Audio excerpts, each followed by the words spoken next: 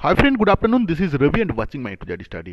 दोस्तों, English grammar का day 8 रहेगा, जहां पे हम लोग डिस्कस करेंगे पास्ट परफेक्ट कंटिन्यूअस टेंस के बारे में। ठीक है दोस्तों, जे टेट में हमेशा टाइम एंड टेंस से क्वेश्चंस आया हुआ है और आगे भी आते रहेगा। और कल की तारीख में जो शिक्षक बहाली यानी कि जिस जो सेकेंड एग्जाम होने वाला है, वहां पे भी इंग्लिश ग्रामर में टाइम एंड टेंस से क्वेश्चंस आएगा ही। बिल्कुल स्किप मत करना। अगर इंग्लिश में अच्छा नंबर आप पाना चाहते हो तो टाइम एंड टेंस आपको जानना जरूरी है, क्योंकि बिना टाइम एंड टेंस का इंग्लिश ग्रामर का अदर पार्ट्स आप सही से नहीं कर पाओगे। ठीक है, तो डिस्कस करेंगे पास्ट परफेक्ट कंटिन्यूअस टेंस। दोस्तों, पास्ट परफेक्ट कंटिन्यूअस टेंस जानने से पहले आपको प्रेजेंट परफेक्ट कंटिन्यूअस टेंस का थोड़ा सा ओवरव्यू दे देता हूं। उससे क्या होगा, आपको इजी रहेगा समझने के लिए। ठीक है, तो प्रेजेंट परफेक्ट कंटिन्यूअस टेंस क्या था? जो काम अभी कंटिन्यू चल रहा है और उसमें टाइमिंग मेंशन किया हुआ है, उसको हम लोग प्रेजेंट परफेक्ट कंटिन्यूअस टेंस बोलते हैं। जैसे मैं 2 घंटा से खाना खा रहा हूं, मैं सुबह से लिख रहा हूं, मैं इस घर में 1960 से रह रहा हूं। जो काम अभी कंटिन्यू चल रहा है लेकिन वहां पे समय का मेंशन किया हुआ है, उसको हम लोग प्रेजेंट परफेक्ट कंटिन्यूअस टेंस बोलते हैं। ठीक है, अब हम आ जाएंगे past perfect continuous tense. Past perfect continuous tense में क्या होगा? देखो, हमेशा जब भी आप नया टेंस को सीखोगे ना, तो उस टेंस से अगर आप फ्यूचर सीख रहे हो तो पास्ट का और प्रेजेंट के साथ कोरिलेट करना, अगर पास्ट सीख रहे हो तो प्रेजेंट के साथ कोरिलेट करना। उससे क्या होगा कि अब आपका जो पिछला टेंस है ना, वो आपका रिकॉल भी हो जाएगा और आपको समझने में भी इजी रहेगा। तो पास्ट परफेक्ट टेंस हम लोग किसको बोल रहे हैं? जो काम भूतकाल में, मतलब बहुत पहले हो रहा था और उसमें टाइमिंग मेंशन किया हुआ है। जैसे मैं 2 साल से लिख रहा था, मैं इस घर में 1942 से रह रहा था।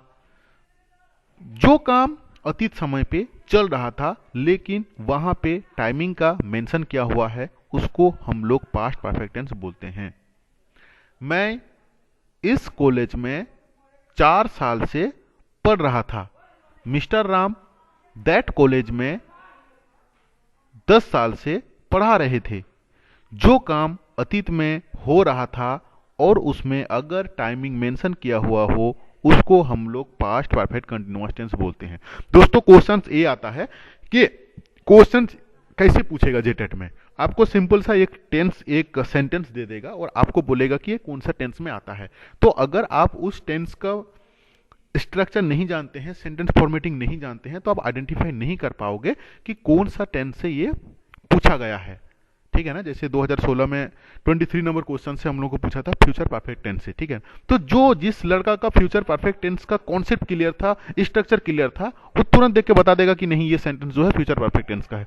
और जिस लड़का को नहीं पता है कि फ्यूचर परफेक्ट टेंस का स्ट्रक्चर कैसा है, कैसे सेंटेंस फॉर्मेटिंग होता है, तो उस लड़का ने उसको नहीं कर पाया होगा। इसीलिए आपसे रिक्वेस्ट है कि बिल्कुल स्किप मत करना, सारे क्लास मेरा अटेंड करना। जेटेट का एग्जाम के पॉइंट ऑफ व्यू से बहुत ही इंपॉर्टेंट है। ठीक है, देखो तो क्या बोल रहा है, कोई भी कार्य भूतकाल में लगातार कुछ समय तक जारी था। जैसे मैं 2 वर्ष से पढ़ रहा था, इसको हम लोग पास्ट परफेक्ट कंटिन्यूअस टेंस बोलते हैं। ठीक है, इसका डेफिनेशन हो गया।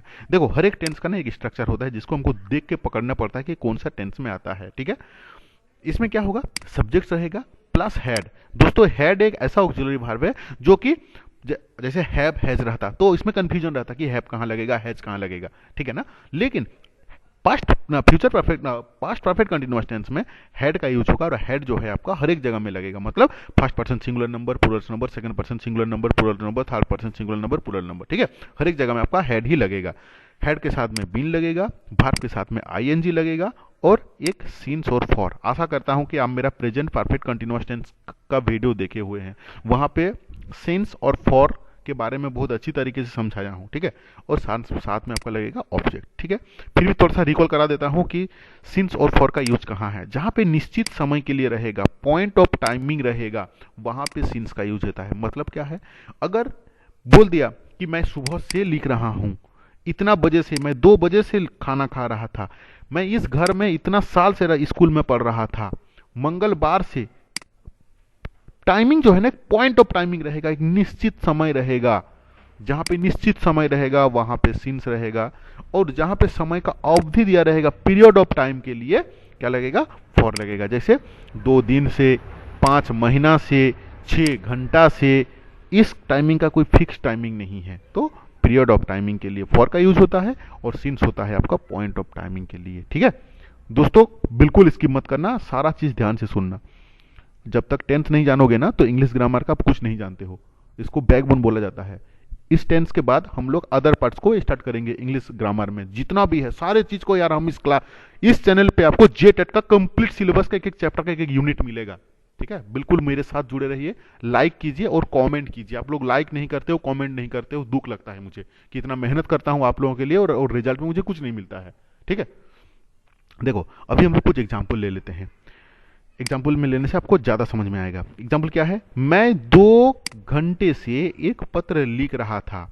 तो आई हो गया, हेड तो सबके साथ लगेगा, बीन लग गया, वर्ब के साथ आईएनजी लग गया, ए लेटर भी लग गया यानी कि ऑब्जेक्ट भी लग गया।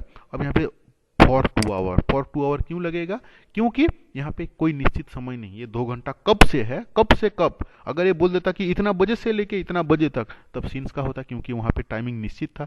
ये बोल दिया कि 2 घंटे से, अब ये जो 2 घंटा जो है ना, कब से कब तक था, इसका कोई ठिकाना नहीं है, इसीलिए फॉर का यूज हुआ। ठीक है, देखो फॉर और सीन्स का यूज जानना जरूरी है, नहीं तो नहीं कर पाओगे। नेक्स्ट है, वह सुबह से अलग अलग कपड़े ट्रायल कर रही थी। तो she had been trying different different cloth since morning. देखो निश्चित समय था, सुबह से, ठीक है ना, तो इसीलिए सिंस लगा यहाँ पे। तुम 6 महीने से सर्वश्रेष्ठ खेल रहे थे। You had been playing best for 6 month. Next क्या है, श्री राजन 10 साल से इंग्लिश पढ़ा रहे थे। Mister Rajan had teaching English for 10 years. दोस्तों कहीं पे भी थोड़ा सा भी समझने में डाउट है, मेरा व्हाट्सअप आप सभी के पास में है, आप कभी भी हमको कॉल करके सारा चीज पूछ सकते हैं, कोई दिक्कत नहीं है।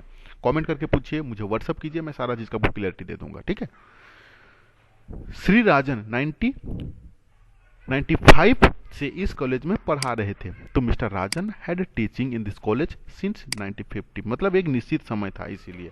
बाकी तो subject auxiliary verb plus verb में ING plus object since for लग गया। ठीक है ना, ये तो स्ट्रक्चर है उसका।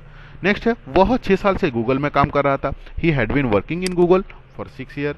मेरी माँ सुबह से मेरे इंतजार कर रही थी। My mother had been waiting for me since morning. ठीक है, शिक्षक हमें बचपन से अमीर बनने की प्रवृत्ति दे रहे थे, मतलब मोटिवेटिंग कर रहे थे। ठीक है ना, the teacher had been motivating us to become rich since my childhood. ठीक है, वह 3 महीने से एक नया फ्लैट खरीदने की योजना बना रहा था।